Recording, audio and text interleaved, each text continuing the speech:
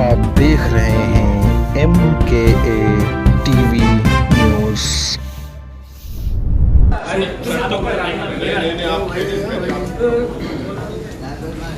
नीचे यार ये पूरा न्यूज़ में तुम यार एक तो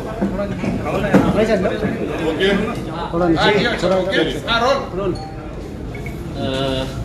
आज पूरे महाराष्ट्र के जितने भी ज़िले हैं उन ज़िलों के जितने भी हमारे मजलिस इत्तेहाद मुस्लिमीन के पदाधिकारी है, ऑफिस बेरर्स है, उन सबको यहाँ पर बुलाया गया था और एक रिव्यू लिया गया है कि कौन कौन से डिस्ट्रिक्ट के अंदर कहाँ पे कैसी पोजीशन है, आने वाले विधानसभा इलेक्शन को देखते हुए कहाँ कहाँ पर मजलिस इलेक्शन लड़ सकती है, कौन कैंडिडेट हो सकते हैं, इन बातों के ऊपर चर्चा की गई है। बहुत पॉजिटिव रहा है और जो लोगों का एंथुजियाज़म, जो लोगों का जोश है वो यकीनन जोश बरकरार है।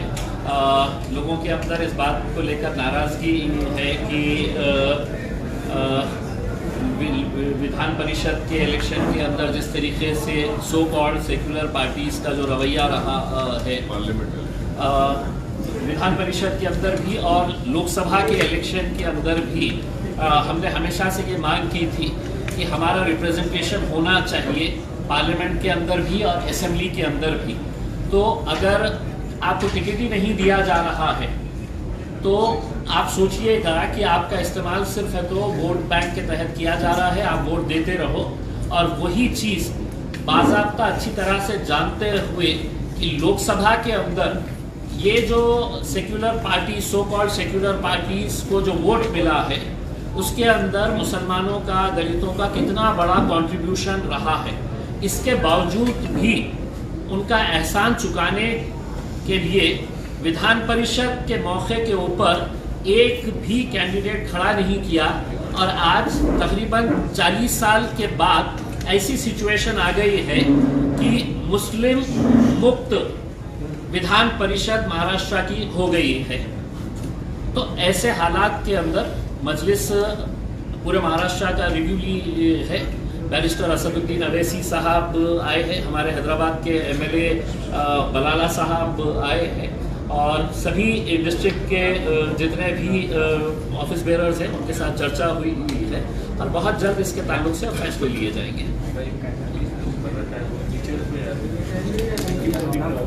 क्या हुआ? ये बाजू में सिक्योरिटी। हाँ चलिए। महाराष्ट्र में कितने देखिए अभी आज के दिन हमने एक रिव्यू लिया है कि कहाँ कहाँ पे हम स्ट्रॉन्ग हो सकते हैं, कहाँ कहाँ पर। तो नंबर्स तो मैं नहीं बता सकूँगा लेकिन यकीनन हम काफ़ी अच्छी जगहों के ऊपर इलेक्शन लड़ेंगे और बहुत मजबूती के साथ लड़ेंगे। एकटे लढणार की कोणाला सोबत घेणार? देखिए आज की पोजीशन के अंदर तो हम अकेले हैं। अगर कहीं पर कोई अलायंस की अगर बात होती है, कहीं से कुछ चर्चा शुरू होती है तो उसको पार्टी के अध्यक्ष असदुद्दीन अवैसी साहब के साथ चर्चा करके उसके ताल्लुक से डिसीजन लिया जाएगा। लेकिन आज की पोजीशन के अंदर ऐसा किसी के साथ कोई बातचीत चालू नहीं है। कुछ दिन पहले मनोज जरांगे जी ने कहा था कि महाराष्ट्र में मुस्लिम, दलित और बाकी जो पिछड़े वर्ग है उनको साथ लेकर महाराष्ट्र के आने वाले चुनाव वो लड़ने वाले हैं। तो MIM इसके बारे में क्या सोचती है, क्या सोच है मनोज जरांगे जी के इस पर्याय के बारे में? ओवैसी साहब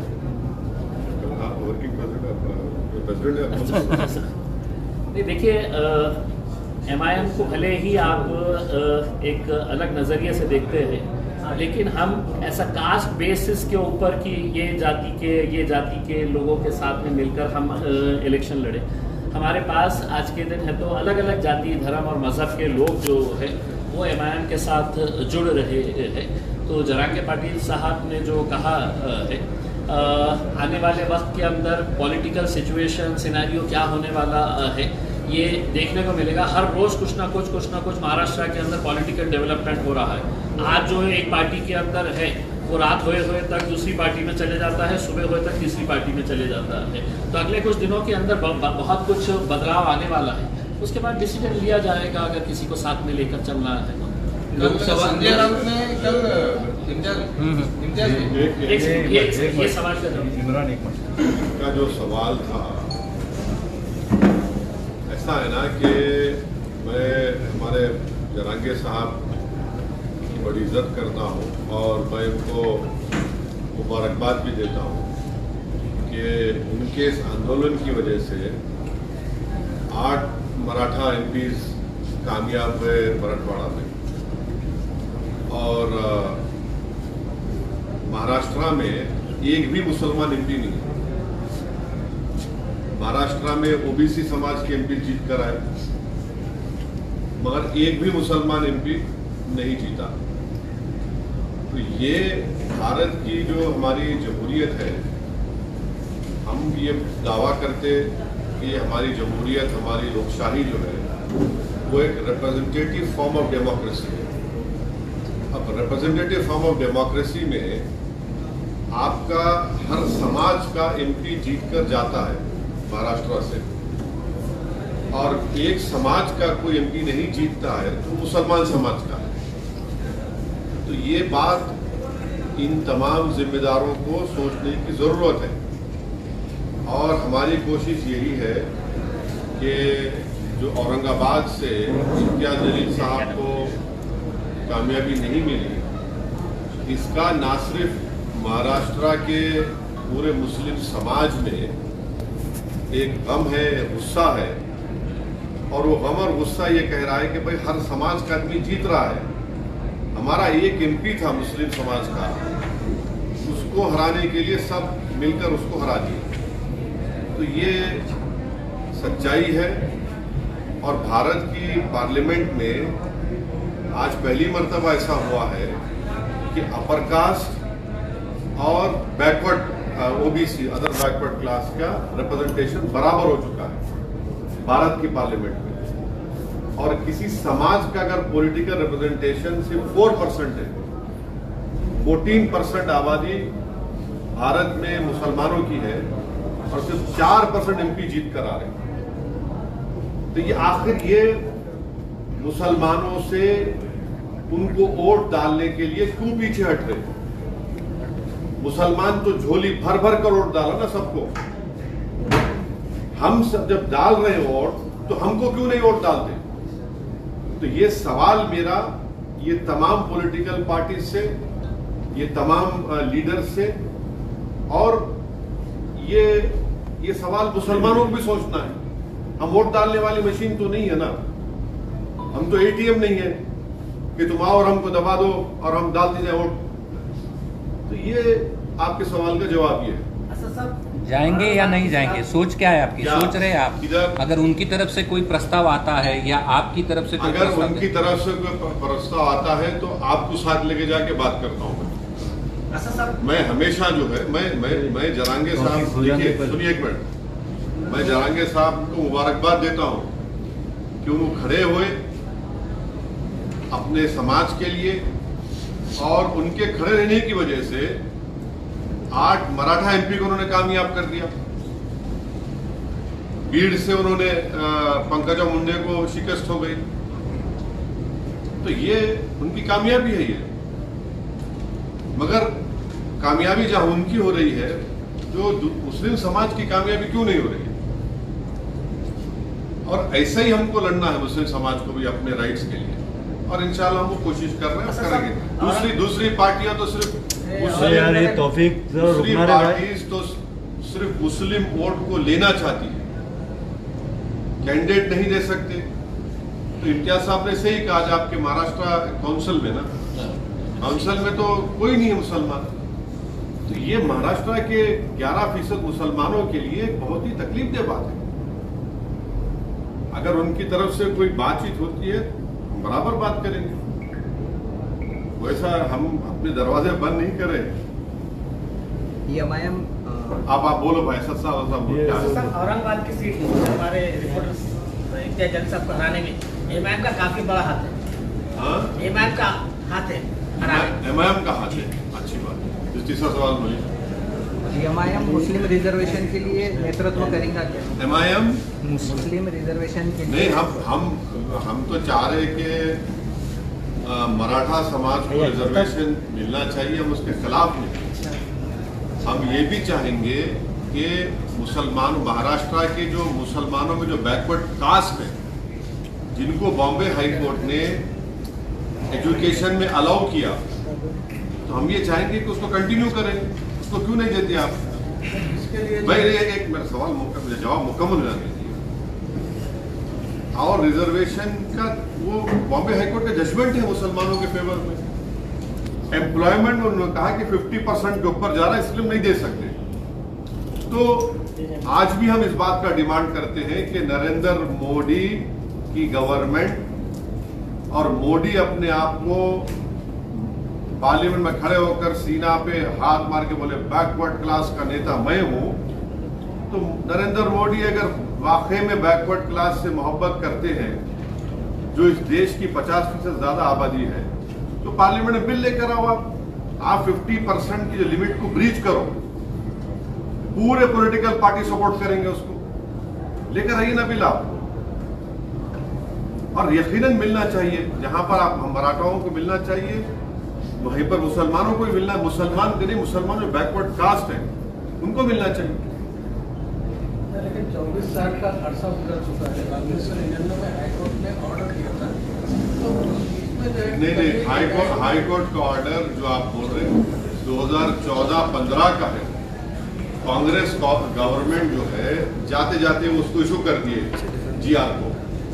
वो हाईकोर्ट में चैलेंज हुआ था, तो हाईकोर्ट का जजमेंट इतना वो चल रहा जरूर, मगर जो मराठा समाज आज खड़े होकर अपने हक के लिए लड़ रहा है, मैं उनको मुबारकबाद देता हूं। और महाराष्ट्र के मुसलमानों को भी इनको देखना चाहिए और इनसे हमको सीखना चाहिए। लोकसभा चुनाव में बहुत सारे मतदार संघ में मुस्लिम फिर से एक बार कांग्रेस के सामने खड़ा होता है नजर आ रहे हैं। आप विधानसभा आप आपकी पार्टी, मैं वही तो आपको कह रहा हूँ कि हम वही तो कह रहा हूँ कि वोट डालने वाले बन गए, सिर्फ वोट लेने वाले नहीं बन रहे हम। और इसी वजह से पॉलिटिकल पार्टी जो है मुसलमान को ना टिकट देते। पूरे महाराष्ट्र में इंडिया अलायंस ने एक भी मुसलमान टिकट नहीं दिया। क्या नरेंद्र मोदी तो बोल दिए हमको हम घुसपैठी हैं, तो कहाँ घुसपैठी टिकट देंगे वो? तो हम तो सिर्फ वोट डालने वाले बन गए, और एक कैंडिडेट था, पूरे मिलके उसको हराने पे बैठ गए। तो ये औरंगाबाद से जो वर्डिक्ट गया है, ये MIM पार्टी नहीं जीती मत समझिए, बल्कि महाराष्ट्र का एक मुसलमान ये कह रहा है कि भाई तो हमारी आवाज थी इम्तियाज जलील। इम्तियाज जलील हमारी एक पॉलिटिकल एक शख्सियत थी जिसको सबने मिलकर हराया। आज इलेक्शन तो हो गया, मगर सब जगह से तकलीफ यही थी कि भाई हमने आपको परभनी में वोट दिया, हमने आपको नांदेड़ में वोट दिया, हमने आपको धुलिया में वोट दिया, हमने आपको मुंबई में वोट दिया, थाने में दिया, आपको हर जगह दिया। मगर जब इम्तियाज जलील का नाम आ गया, सबके सब सूद हो गए। तो ये मैसेज है। लेकिन पिछली बार तो वंचित की वजह से जीते थे ना। पिछली बार वंचित साथ में थे इसलिए जीते थे, इस बार अकेले हैं। नहीं, आपका ये सवाल है, ये आपका ये मानना नहीं। देखिए, अगर आप जर्नलिस्ट है तो अपने ऑब्जर्वेशन आप तक रखिए, आप सवाल करिए मेरे से। ये आपका ऑब्जर्वेशन हो सकता है, मैं डिसएग्री करता हूँ। ओवैसी साहब, नहीं, पूरे वंचित की वजह से जीते थे कि नहीं वंचित के साथ की वजह से? जितने आपने भाषण किए थे उतने हमने पूरे सुने हैं। इस लोकसभा चुनाव में आपने कहा था कि जो भी गलतियां हुए हैं वो छोड़ दो और इकट्ठा आके इम्तियाज जलील को जिताओ। लेकिन इस बार ऐसा हुआ है कि जो मुस्लिम बहुल भाग है, जिसमें पूर्व मतदार संघ है और मध्य मतदार संघ है, वहां भी आपको लीड नहीं मिली जितनी पिछले साल थी, मतलब पिछले इलेक्शन में थी। वही मुस्लिम बहुल एरिया में क्यों ऐसा हो रहा है कि एक ही महाराष्ट्र में मुस्लिम उम्मीदवार है, फिर भी मुस्लिम उनके साथ क्यों नहीं रहे? ऐसा नहीं है, ऐसा नहीं है।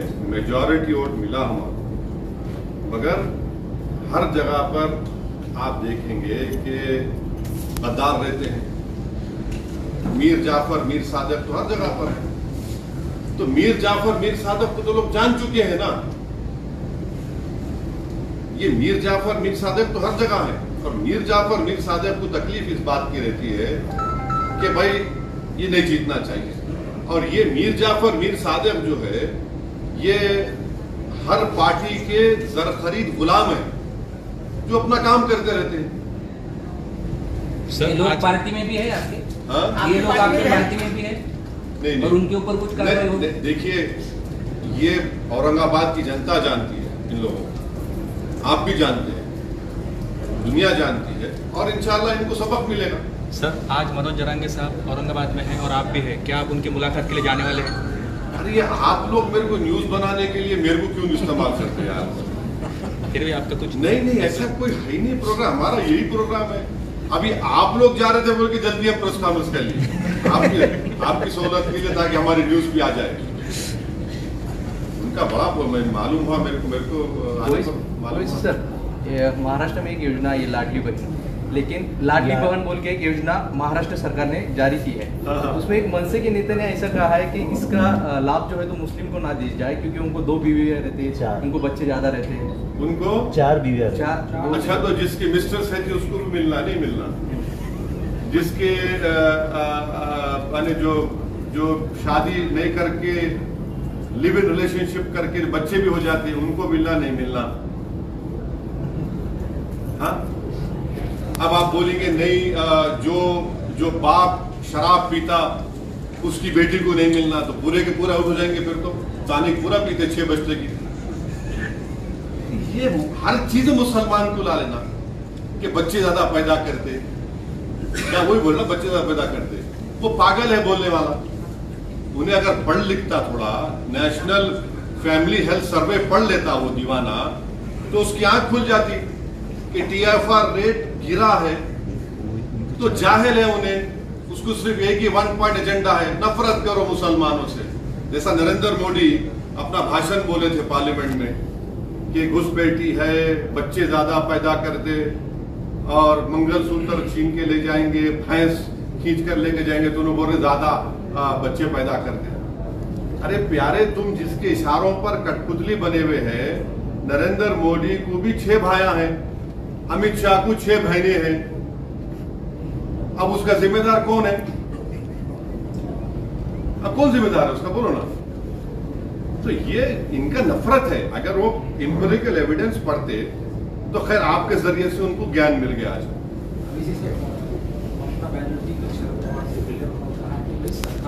बहुमत में नहीं, हाँ, अगर कल बहुमत करने के लिए वोटिंग का वक्त आता है तो आपकी कुछ क्या स्थिति, मतलब आप किसके फेवर में हैं? अरे हम ही तो लड़ रहे मोदी से। घुसपैठी हमारे को बोल दिए, ममता बनर्जी घुसपैठी बोले, मंगलसूत्र छीन के चोरी का हमको देने का किसका बोले, हमको बोले, मुस्लिम कम्युनिटी को बोले। किसकी भैंस चोरी करके दी जाएंगी, चोरी का हमको बोले। अरे पूरा मुस्लिम कम्युनिटी को टारगेट करके बीजेपी ने जीता ना, जितने सीट जीते। सुनिए, बुलडोजर चल रहा है किसके घर पे? मुसलमानों घर पे। 8 मुसलमानों का मॉब लिंचिंग हो गया 4 जून के बाद मुसलमानों से। अरे भाई, निशाना तो हम बन रहे हैं ना, तो हम ही तो मुखालिफत कर रहे बीजेपी की, इलेक्शन में भी कर रहे, जान भी हमारी जा रही, घर भी हमारा टूट रहा, बच्चे ही हमारे जेल को जा रहे, तो हम ही तो मुखालिफत कर रहे बीजेपी की। ऑनेस्टली अगर देखा जाए, जो CSDS का डेटा है, वो डेटा ये बताता है कि मुसलमान जो वोट बीजेपी को दिए थे 2014, 19 और 24 में, मोर और less it was the same. दूसरी कम्युनिटीज का बड़ा थोड़ा कम हुआ। और असदुद्दीन ओवैसी, इम्तियाज जलील जब MP थे हम दोनों, तो 2019 जुलाई में UAPA का अमेंडमेंट लाया गया था, उसकी तो मुखालिफत हम करें, कांग्रेस पार्टी साथ दी ना उसका। आप लोग क्यों नहीं, आप लोग ये पूछते नहीं उन लोगों से? आपको पूछना चाहिए कांग्रेस पार्टी से, NCP से पूछना चाहिए कि आपने UAPA क्यों सपोर्ट किया, जिसकी वजह से स्टैन स्वामी, जहां एक 85 ईयर ओल्ड बूढ़ा मर गया जेल में, भीमा कोरेगांव के लोग जेल में रहे, बच्चे जेल में आज भी। हम ही तो अपोज कर रहे, पार्लियामेंट में हम लोग हमेशा अपोज करें, और अगर कल ऐसा जरूरत पड़ेगी यकीनन हम बीजेपी के खिलाफ वोट देंगे। मगर हर चीज पे टारगेट तो हम है ना, नुकसान तो हमारा होगा। हमारी पार्लियामेंट में हमारी में मेंबरशिप रिप्रेजेंटेशन 4% है, अपर कास्ट का ओबीसी का बराबर हो गया। जेलों में सबसे ज्यादा मुसलमान, दलित, आदिवासी है। घर सबसे ज्यादा बुलडोजर पे तोड़े जा रहे हमारे मुसलमानों के। लव जिहाद हमारे पे इल्जाम। तो हर चीज का हम पे सवाल भी हमसे होता है। मर्रो मैं और मेरे को बोलेंगे तुम उनका साथ देंगे नहीं देंगे। अरे भाई आपकी तो सवाल कम से कम हकायक को देखकर तो करो ना। नहीं आपने बोल दिया आघाड़ी के साथ में नहीं मैंने आपको सवाल का जवाब दे दिया। अगर ये आप ये नहीं कि पूछते कि भाई अब इम्तियाज जलील क्यों आ रहा है आप लोग, इम्तियाज जलील क्यों आ रहा है, ये पूछना चाहिए लोगों को। एक MP था मुस्लिम, आप हराए उसको। सर आपके 25 नगर से 288 सीटें हैं आप कितनी सीटें क्या सब महाविकास आघाड़ी की कितनी सीट गिराने महाविकास आघाड़ी की सीट कितने गिराना है, क्या प्लान है? पूरे 48 लोकसभा सीट में एक मर्द खड़ा हुआ था जिसका नाम इम्तियाज जलील था। पूरे मिलके उसको हराने पे लग गए। हाँ सूरज एक मिनट ठहरिए, आप गिराने की बात कर रहे हैं। इम्तियाज जलील गिराने में सबका हाथ है। कोई सामने से हमला करा, कोई पीछे से करा, कोई साइड से करा, वो सब महाराष्ट्र की जनता देख चुकी है। सुनिए सुनिए सुनिए सुनिए, आपका सवाल हो गया था, जवाब सुनो। हम एक पॉलिटिकल पार्टी है, हम लड़ते हैं, हम जीतने के लिए लड़ते हैं, किसी को हराने के लिए, गिराने के लिए नहीं। ये कोई कुश्ती का दंगल नहीं है कि जीत करके गिरा देना, कि बॉक्सिंग मैच नहीं है पंच मार के गिरा देना। एक जमहूरियत डेमोक्रेसी में एक डेमोक्रेटिक पॉलिटिकल फाइट होती है। प्रकाश अम्बेडकर को आपने 100 सीटें मांगी थी, तब आप साथ में थे। नहीं आपको नहीं, आप झूठ बोल रहे हैं, आपको नहीं मालूम, झूठ बोल रहे हैं आपको झूठ बोल रहे हैं आप। देखिए आप सवाल करिए, अपना ऑब्जर्वेशन मत दीजिए। आपका ऑब्जर्वेशन है बाहर लेके जाइए। एज अ जर्नलिस्ट आप सवाल करिए, मैं सुनने तैयार हूँ। मगर अलायंस क्यों टूटा, जब मैं किताब लिखूंगा बताऊंगा। हमारी वजह से नहीं टूटा। आने वाले वक्त में अभी जाएंगे क्या? प्रिकॉशन क्या लेंगे? आने वाले वक्त में अलायंस की गुंजाइश है क्या? किससे? वंचित से। अब कौन अलायंस करना चाह रहा, हमसे कोई बात करेगा तो हम बात करेंगे। अभी तक तो कोई बात नहीं करे, कोई बात ही नहीं हुई किसी से हमारी। सर साहब मोदी हुकूमत इमरजेंसी हालत है, ऐसे संजय राउत ने कहा है। मोदी हुकूमत इमरजेंसी हालत में है, इस तरह का है। मोदी दौरे हुकूमत इमरजेंसी यकीनन इंदिरा गांधी ने नाफिज किया था।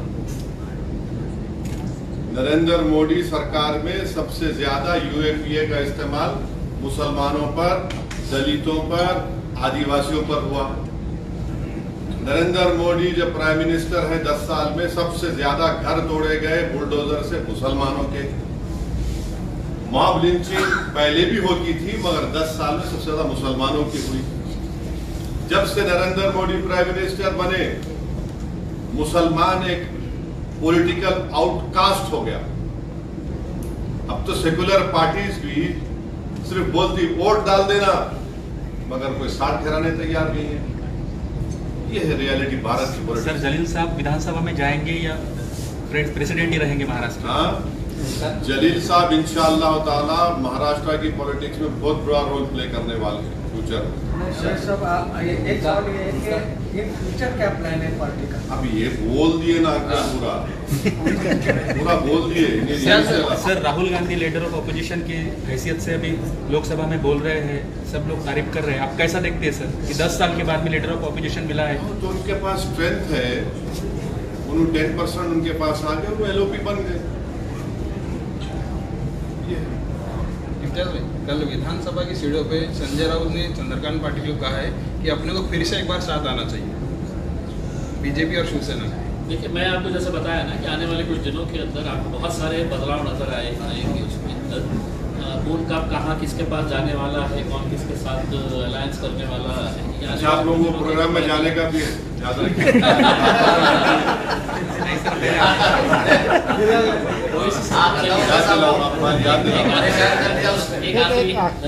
लोकसभा चुनाव के बाद आप पहली बार प्रदेश ले रहे हैं जब यहाँ पे, तो ये जो महायुति को जो फटका बैठा है अजित पवार साथ में जाने के लिए, महायुति के साथ अजित पवार साथ में गए, इसीलिए महायुति की सीट लोकसभा में अच्छे खासे गिरे। तो आप कैसे देखते हैं ये महायुति सरकार को विधानसभा के नजर से? देखिए, उसमें मैं कैसा बोलूं किसी और पार्टी के बारे में। मैं तो मेरा गम बयान कर रहा हूं, मैं तो मेरी तकलीफ आपको बयान कर रहा हूं। मैं तो बयान कर रहा हूं कि किस तरह से मेरे जो ख्वाब थे, मेरी जो उम्मीदें थी, उसको सब मिलकर तोड़ने की कोशिश करें। सर ऐसा कहा मैं कोई मेरा गम भी तो समझे, कोई मेरे ख्वाबों को भी तो कोई देखे, कोई मेरे वजूद को तो माने। अब मैं कब तक दूसरों के बारे में बात करूं? कब तक? 50 साल हो गए, 18 लोकसभा के इलेक्शन हो गए, मैं कब तक उनके ख्वाबों को पूरा करूंगा? मैं कब तक अपने आप को खत्म करके अपने उनके महलों को तामीर की इजाजत दूंगा? मैं कब तक अपनी उम्मीदों को और अपने ख्वाहिशात को दबा दूंगा किसी और की खुशी के लिए? ये तो इंसाफ नहीं है ना, ये तो इंसाफ नहीं है। सर दिल्ली की पॉलिटिक्स क्या बोलती है? मोदी सरकार 5 साल चलेंगी या गिर जाएंगी? 5 साल चलेंगी या सरकार गिर जाएंगी? देश की पॉलिटिक्स, दिल्ली की पॉलिटिक्स क्या कहती है सर? एक बात सुनिए, ये जब से वो प्राइम मिनिस्टर बने 4 जून से, मैं आपको बोला कि इतने 10 से ज़्यादा मुसलमानों का मॉब लिंचिंग हो गया। मध्य प्रदेश में, यूपी में कई जगह पर घरों को तोड़ दिया गया। बल्कि आप ही के बिरादरी के मीडिया के लोगों ने एक मॉब लिंचिंग को रिपोर्ट किया तो ये नया कानून के तहत उन पे केस बुक कर दिए। तो अब फ्यूचर में क्या होता है मेरे को नहीं मालूम, मैं तो कोई जोशी नहीं हूँ। मैं अपनी हथेली को देखकर तो बोल नहीं सकता, ना मैं आसमान के तारों को देखकर बोल सकता। मैं जरूर ये बोल सकता हूँ कि सबसे ज्यादा तकलीफ में अगर कोई आज है तो भारत के मुसलमान हैं।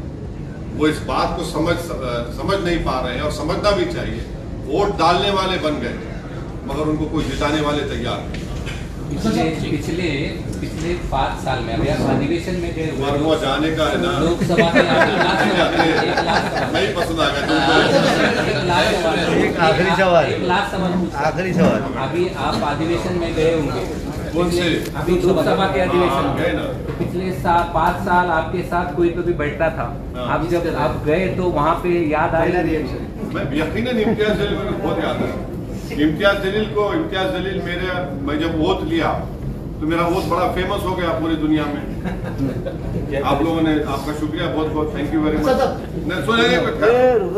इम्तियाज जलील मेरे को पैगाम भेजा है, असद भाई आप वोट लिए और बहुत अच्छा लिए। तो मैं उनको मैसेज करा, यार इम्तियाज तुम्हारी कमी बड़ी महसूस हो रही। यकीनन मेरे को कमी महसूस हो रही।